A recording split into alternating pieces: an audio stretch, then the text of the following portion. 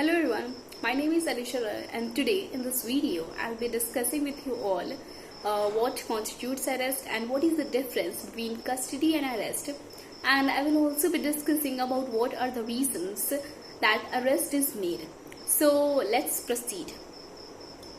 Arrest, as we all know that in general terms it is happened when any person who do or have done something in a position of the law, then the person is arrested. The Code of Criminal Procedure has not defined that what arrest is.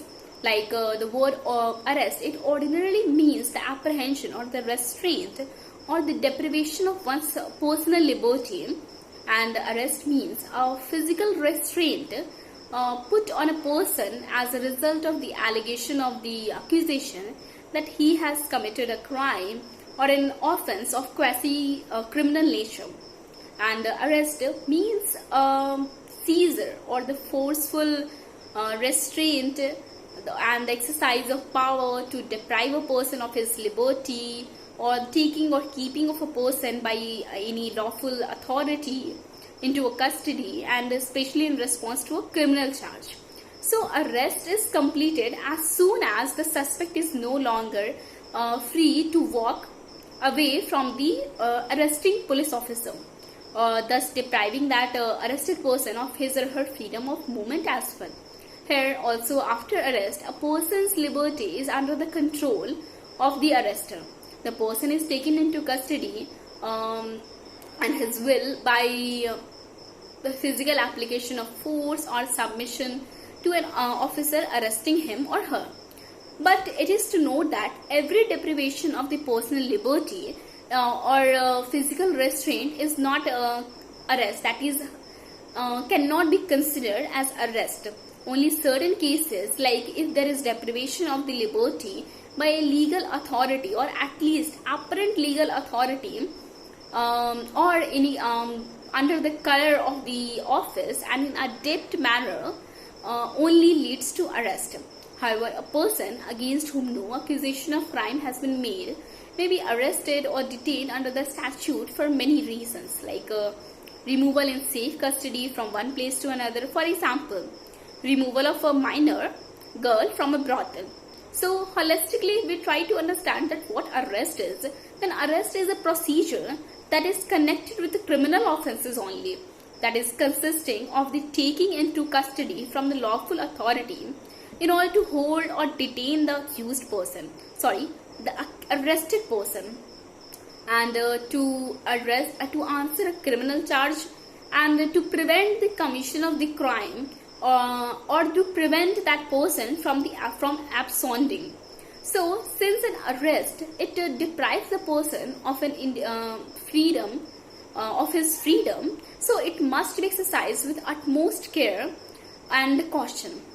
In cases where the accused person, they were arrested not by the police, but they surrendered before the magistrate, so such taking into custody of such persons by the magistrate will also come under the ambit of arrest.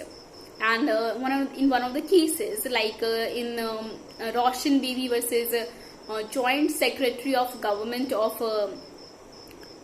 Tamil Nadu, it was said by the court that the essential elements required to institute arrest are that there must be intent to arrest under the authority, accompanied by the seizure or detention of the person in a manner known to the law, which is so understood by the person arrested. And this was said in this case. So I hope it is clear that what arrest is and what constitutes arrest. Now I will be moving towards what is the difference between custody and arrest. So let me tell you first that both these terms, they are not synonymous. Custody and arrest both are different. While if we see that what arrest is, then arrest is not defined either in Code of Criminal Procedure or any other substantive acts. When the police charges someone with a crime and then takes them into custody, it is arrest provided the police has sufficient evidence, credible information or reasonable cause that the illegal act committed by is committed by that person. The criminal law, it also expresses custody as a second stage of arrest, and taking a person into the judicial custody is followed after the arrest of the person by the magistrate on appearance or the or surrender. Like as per section 27 of the Indian Evidence Act, the expression in custody, it denotes the surveillance or restriction on the movements of the person connected. Custody is a legal right or duty to take care, is also a state of being guarded or kept in prison temporarily, especially by the police. So in every arrest there is custody, but not vice versa. Thus, mere taking into custody of a person or an authority, then